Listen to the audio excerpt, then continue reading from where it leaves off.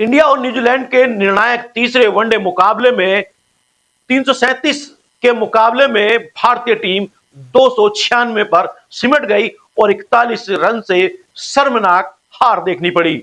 Series ही नहीं गवाई। 38 साल के बाद न्यूजीलैंड की किसी टीम ने, मैं ये कहूंगा कि बी टीम ने 38 साल बाद भारत की सरजमी पर सीरीज जीत ली, पहली बार। नमस्कार, मैं हूं सचिन बिरलान और आप देख रहे हैं न्यूज ऑनलाइन। साथियों, आज बात कर रहे हैं भारतीय क्रिकेट के गिरते स्तर की। भारतीय क्रिकेट टीम की बादशाहत क्या अब चरमराने लगी है? एक समय था जब वनडे, टेस्ट या फिर T20 हो तो भारतीय क्रिकेट टीम की जो बादशाहत जो है वो पूरी दुनिया देख रही थी। एक के बाद एक खिताब, और जिस खिलाड़ी को लाया जाता था वो कमाल करके दिखाता था। लेकिन जब से ये श्रीमान यानी कि गौतम गंभीर जी कोच बने हैं, तब से टीम इंडिया के दिन अच्छे नहीं चल रहे हैं।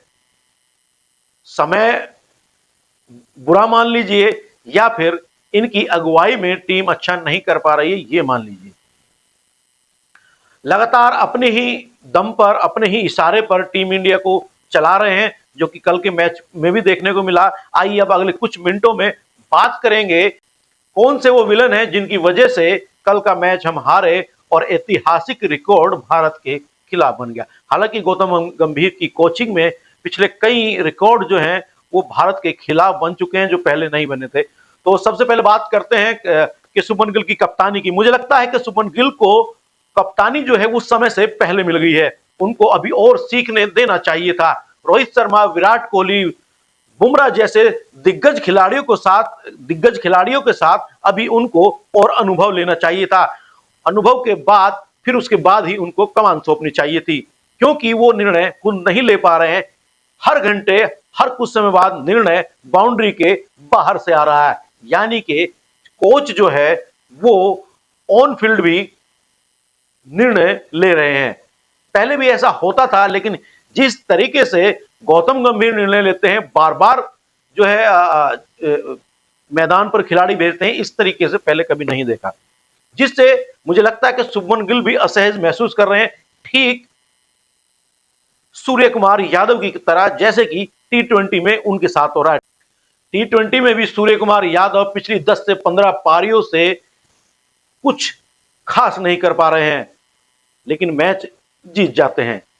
वहां भी यही कारण है कि गंभीर जो है बाहर से लगातार जो है उनको निर्देश देते रहते हैं, और उसका असर उनकी कप्तानी के साथ साथ उनकी बैटिंग पर भी देखने को मिला है। मुझे लगता है कि दबाव में सलामी जोड़ी और मिडिल ऑर्डर होने के बावजूद बॉलिंग हमारी इतनी नहीं चल पा रही, स्पिन नहीं चल पा रही, तो हमें बैटिंग लेनी चाहिए थी, ताकि बॉलर और बैट्समैनों पे से दबाव थोड़ा सा कम होता।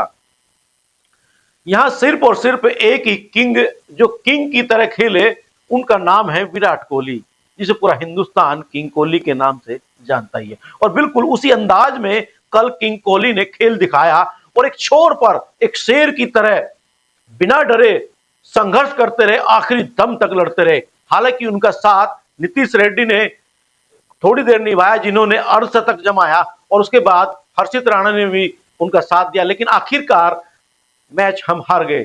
विराट कोहली ने 124 रन की शानदार पारी खेली, लेकिन फिर भी वो जीत नहीं दिला पाए। क्यों? क्योंकि दूसरे छोर से राणा और नीतीश के अलावा उनका साथ कोई नहीं दे पाया। अब बात करते हैं स्पिन बॉलिंग की। साथियों, इस सीरीज में स्पिन बॉलिंग जो है वो हमारी एक्सपोज हुई है। रविंद्र जडेजा पिछले 13 साल से, बैटिंग की बात करें तो पिछले 13 साल से वो यहां अर्धशतक नहीं जमा पाए भारत में, और बॉलिंग में भी पिछले कुछ समय से कुछ खास नहीं कर रहे हैं।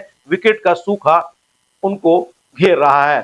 कुलदीप यादव की बात करें, जो कुलदीप यादव बीच के ओवर में जो शानदार शुरुआत करते थे और विकेट दिलाते थे, इस सीरीज में कुलदीप यादव की चमक भी बेअसर रही और काफी पिटाई उनको लगी। हालांकि इन स्पिन बॉलिंग के निर्णय के बारे में मैं कप्तान को भी कसूरवार ठहराऊंगा, क्योंकि कुछ मैच में ऐसा हुआ कि जब उनकी पिटाई हो रही थी तब उनको बॉलिंग पे बॉलिंग कराई जा रही थी, और जब उनका इस्तेमाल करना चाहिए था वो पूरे ओवर भी नहीं फेंक पाए। पेस गेंदबाजी में सिराज कुछ असर तो दार तो दिखे, रन तो कम दिखे, लेकिन विकेट नहीं ले पाए। अब बात करते हैं हर्षित राणा की। लगातार ट्रोल हो रहे, लगातार विरोधियों के निशाने पर रह रहे हर्षित राणा ने पिछले 2 मैच में अपनी उपयोगिता या अपना टैलेंट जो दिखाया, उससे मुझे लगता है कि हर्षित राणा आने वाले समय में टीम इंडिया के लिए एक प्रमुख ऑलराउंडर होंगे। जिस तरह की कल वो शॉट खेल रहे थे, उससे लग रहा था कि उनके अंदर बल्लेबाजी का जो टैलेंट जो है वो उनके अंदर मौजूद है और उसको जल्द ही निखरता हुआ हम देखेंगे, जो कि भारतीय टीम के लिए वाकई में ही उपयोगी साबित होगा। नीतीश रेड्डी ने भी कल कमाल की बल्लेबाजी दिखाई, लेकिन अर्धशतक को वो बड़े स्कोर में तब्दील नहीं कर पाए। जबकि वो खेल रहे थे तो ऐसा लग रहा था कि नीतीश रेड्डी जो है आज लंबी पारी खेलेंगे। और जब कोहली के साथ उन्होंने जो है बड़ी साझेदारी निभाई, लेकिन अर्धशतक बनाने के बाद वो अपने स्कोर को बड़े स्कोर में तब्दील नहीं कर पाए। हर्षित राणा ने अच्छा खेल दिखाया, लेकिन वो भी अर्धशतक बनाने के बाद एक निर्णय जो बाहर से आया वो शायद उनके लिए गलत साबित हुआ। अगली बॉल में स्लो बॉल थी, उन्होंने फिर उसको मारने की कोशिश करी और कैच दे बैठे। मैच यहीं खत्म हो गया था। रविंद्र जडेजा बैटिंग में कुछ कर नहीं पाए, तो मुझे लगता है कि अब रविंद्र जडेजा पे सवाल जरूर उठेंगे, क्योंकि अक्षर पटेल जो है वो लगातार उनको चुनौती पेश कर रहे हैं। लगातार वो बैटिंग और बॉलिंग से जलवा बिखेर रहे हैं, तो अब रविंद्र जडेजा पर सवाल उठना भी लाजमी है। वहीं श्रेयस अय्यर का चयन जो है T20 में तो हो गया है, लेकिन वहां उन्हें ईशान किशन चुनौती देते हुए नजर आएंगे। ओवरऑल जो है टीम इंडिया को बहुत से सुधार की जरूरत है और दोबारा से उस रंग में दिखने की जरूरत है जिसमें कभी वो दिखा करती थी।